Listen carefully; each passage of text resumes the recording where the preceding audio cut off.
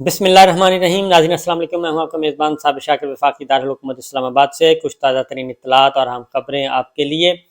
اس وقت بڑی ہی دلچسپ صورتحال ہے۔ حکمراں اتحاد ایک طرف ہے اور اکیلے عمران خان صاحب ایک طرف ہیں،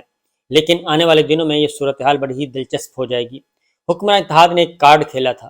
اور حکمراں اتحاد نے جو کارڈ کھیلا تھا اس میں ان کا خیال تھا کہ عمران خان صاحب اس کارڈ میں، اس جال میں پھنس جائیں گے، اور اس جال میں جیسے ہی پھنسیں گے تو ان کو گرانا آسان ہو جائے گا۔ لیکن اب تک جتنی بھی کوششیں کی گئیں، عمران خان صاحب کسی بھی جال میں نہیں پھنس سکے، اور اللہ تعالیٰ نے اور ان کی حکمت عملی اور ان کا صبر اور ان کا استقامت اور ان کی مقبولیت مسلسل ان میں اضافہ کرتی آ رہی ہے، اور وہ ہر جال میں سے بچتے آ رہے ہیں، یہاں تک کہ وہ قاتلانہ حملے میں بھی بچ گئے اور اللہ تعالیٰ نے ان کو بچا لیا۔ یہ چیزیں چل رہی ہیں۔ اب ہونا کیا ہے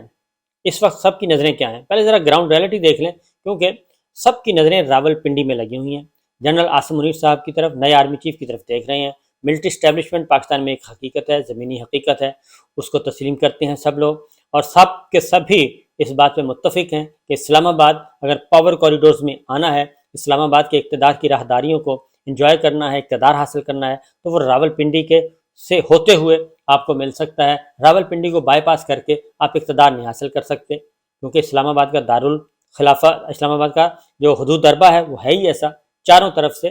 پنڈی نے گھیرا ہوا ہے اور اسلام آباد اندر ہے، جس میں جو بھی اسلام آباد کا مکین آنا چاہے گا وہ راول پنڈی سے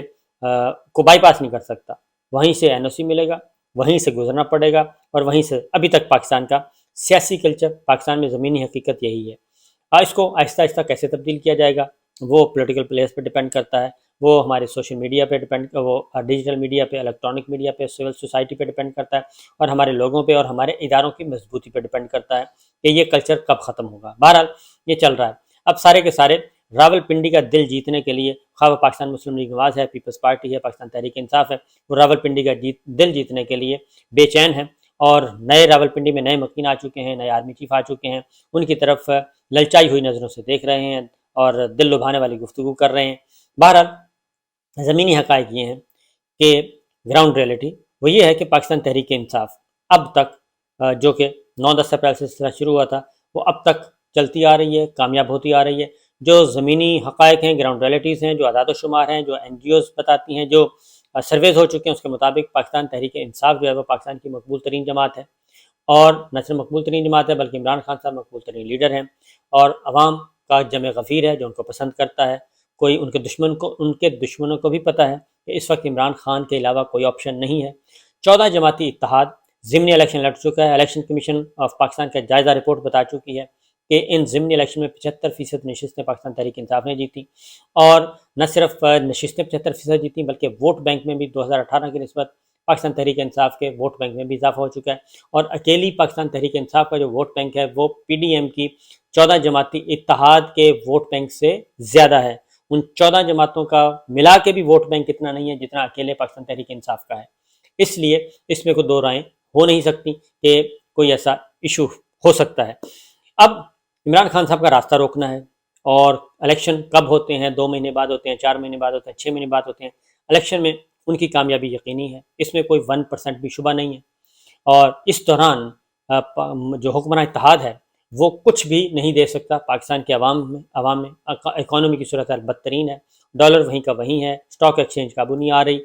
اور مہنگائی اور بے روزگاری بڑھتی جا رہی ہے، لوگوں کو ریلیف دینے کے لیے کچھ بھی نہیں ہے۔ آئی ایم ایف نے پھر پیسے روک لیے ہیں، قرضوں کی معیشت ہے، قرضے دینے ہیں، اور ہم اپنے سفارت خانے بیچ رہے ہیں، سفارت خانوں کی قیمتیں لگ رہی ہیں، اور اپنے جو بیرون ملک اثاثے ہیں ان کو فروخت کیا جا رہا ہے۔ یہ ہے ہماری صورتحال۔ ان کا خیال تھا، جو انہوں نے اسٹریٹجی فریم کی تھی، خاص طور پہ مسلم لیگ نواز نے اور حکمراں اتحاد نے، کہ جیسے ہی ہم جنرل عاصم منیر صاحب کو آرمی چیف کے طور پہ نوٹیفیکیشن کریں گے تو یکدم عمران خان صاحب ان کے خلاف بھڑک اٹھیں گے، اور اس کی ریزن یہ ہے کہ ماضی میں کچھ قصے، جھوٹے قصے جو ہیں وہ بنائے گئے تھے کہ جنرل عاصم منیر صاحب جب DDISI تھے اس وقت عمران خان صاحب نے ان کو ہٹا دیا تھا۔ یہ قصہ تھا، اور اس قصے میں حقیقت نہیں ہے۔ جاننے والے جانتے ہیں، جن کو 100% فرسٹ ہینڈ انفارمیشن ہے وہ جانتے ہیں کہ اس قصے میں حقیقت نہیں ہے۔ جنرل عاصم منیر صاحب جب DDISI تھے تو ان کو جنرل فیض حمید صاحب اور جنرل باجوہ صاحب انہوں نے ہٹوایا تھا، اور وہ جنرل باجوہ صاحب اس کے روح رواں تھے، اور جنرل فیض صاحب کو بلانا چاہتے تھے، کیونکہ جنرل فیض صاحب DGC کے طور پہ فرائض سر انجام دے چکے تھے، اور باجوہ صاحب جناب فیض صاحب سے بہت سارے کام لے چکے تھے، اور وہ ان کی صلاحیتوں کے مطابق آگے بڑھنا چاہتے تھے۔ یہ ایک حقیقت ہے، اس میں کوئی شک نہیں ہے، کوئی 1% بھی شبہ نہیں ہے۔ اور یہ سارے کا سارا، اور جناب عاصم منیر صاحب جب پروموٹ ہوئے، پروموٹ ہونے کے بعد جب ان کو DGISI لگایا گیا تو یہاں تک تھا کہ اہم ترین جو پوسٹنگ ٹرانسفرز ہے وہ بھی اسٹیٹس کو پہ رکھے گئے تھے، وہ بھی تبدیل نہیں ہو رہے تھے، تقرریاں تبادلے نہیں ہو رہے تھے۔ تو یہ پہلا اشارہ تھا، اور ISI کے لوگوں کو بتایا جا رہا تھا کہ جناب میں واپس آ رہا ہوں، اور جناب عاصم منیر صاحب اپنا معمول کے مطابق فرائض سر انجام دے رہے تھے، اور ایک دن اچانک پتہ چلا کہ جناب عمران خان صاحب نے DGISI کو چینج کر دیا۔ یہ ان کی بہت بڑی غلطی تھی، سب سے بڑی غلطی میں سمجھتا ہوں تھی تو وہ یہ تھی کہ وہ ان کی باتوں میں آئے اور چینج کر دیا۔ بہرحال یہ ساری حقیقت سب کو پتہ ہے کہ عمران خان صاحب کو عاصم منیر سے کوئی ایشو نہیں تھا، بلکہ وہ جنرل فیض صاحب کو لانا چاہتے تھے۔ جنرل باجوہ صاحب نے یہ سارا انیشیٹ کیا تھا۔ تو بہرحال یہ جب ہو گیا تو اب لگایا جانا تھا۔ جنرل عاصم منیر صاحب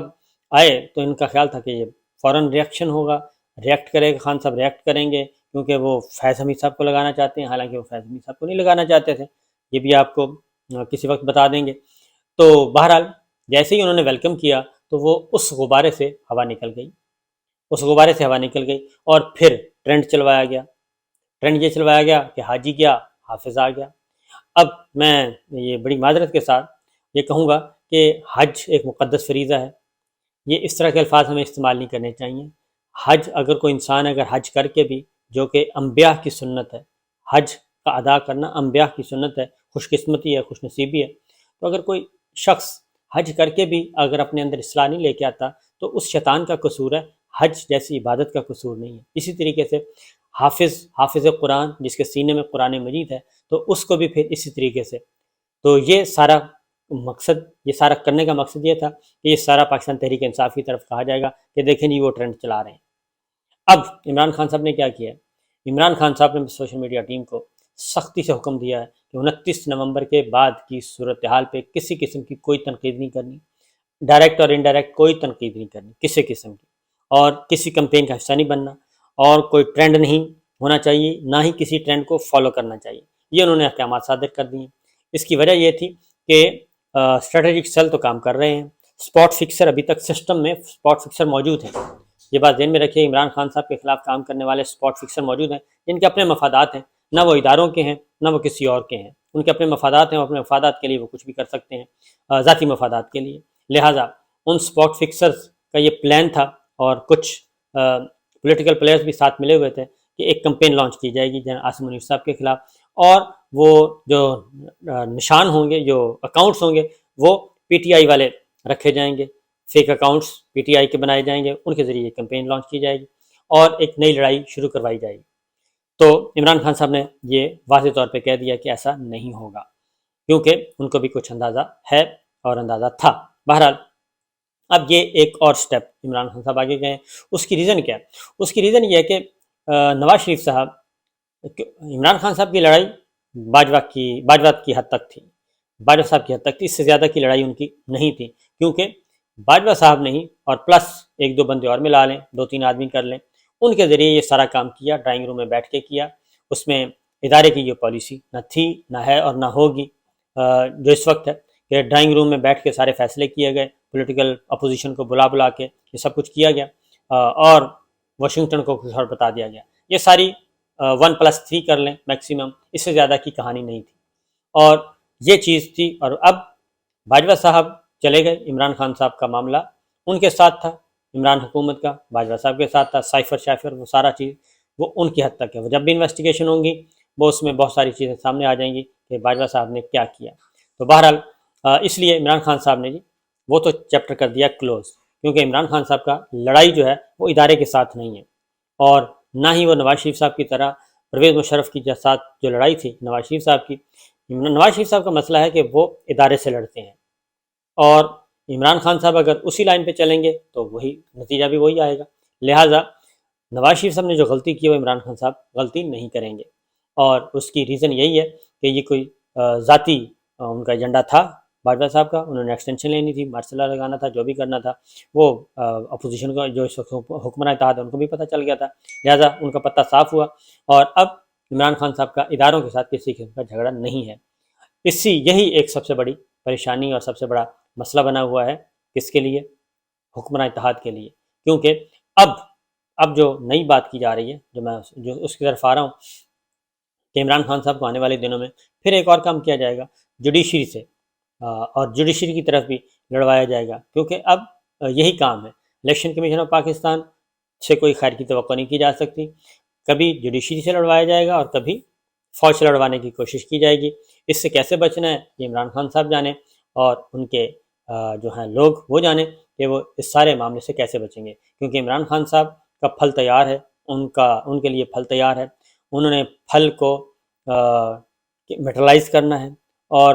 اپنے مخالفین کو نیوٹرلائز کرنا ہے، کم سے کم مخالفین، اور آگے بڑھنا ہے اور انتخابات کی طرف جانا ہے۔ انتخابات 2 مہینے بعد ہوتے ہیں، 4 مہینے بعد ہوتے ہیں، رزلٹ یہی آئے گا، کیونکہ اس دوران پاکستان کی جو معیشت ہے اس میں کوئی ایسی خیر کی توقع نہیں ہے، اور موجودہ حکمراں اتحاد سے کوئی توقع بھی نہیں کی جا سکتی، قرضوں کی معیشت پہ چل رہی ہے، آپ ریلیف دے نہیں سکتے، پیٹرولیم پرائسز، بجلی کی قیمتیں، پانی کی قیمتیں، آئل کی قیمتیں، گیس کی قیمتیں وہ آسمانوں کو چھو رہی ہیں، مہنگائی مسلسل بڑھ رہی ہے، 26% تک بڑھ چکی ہے، اور امپورٹ ایکسپورٹ میں کوئی توازن نہیں ہے بالکل دور دور تک۔ تو یہ ہے گراؤنڈ ریئلٹی، اس پہ اب عمران خان صاحب نے کیسے بچنا ہے اور ایک اپنا جو تیار پھل ہے وہ کیسے اویل کرنا ہے، یہ عمران خان صاحب پہ ڈیپینڈ کرتا ہے۔ اس کی وجہ ہے کہ جو اگلا پریشر آنے والا ہے وہ آئے گا حکمراں اتحاد کی طرف سے اسٹیبلشمنٹ پہ، اور دونوں پہ، جوڈیشری پہ بھی اور ہماری ملٹری اسٹیبلشمنٹ پہ بھی، ان کی طرف آئے گا پریشر۔ وہ ابھی بھی آس لگائے بیٹھے ہیں کہ جی جو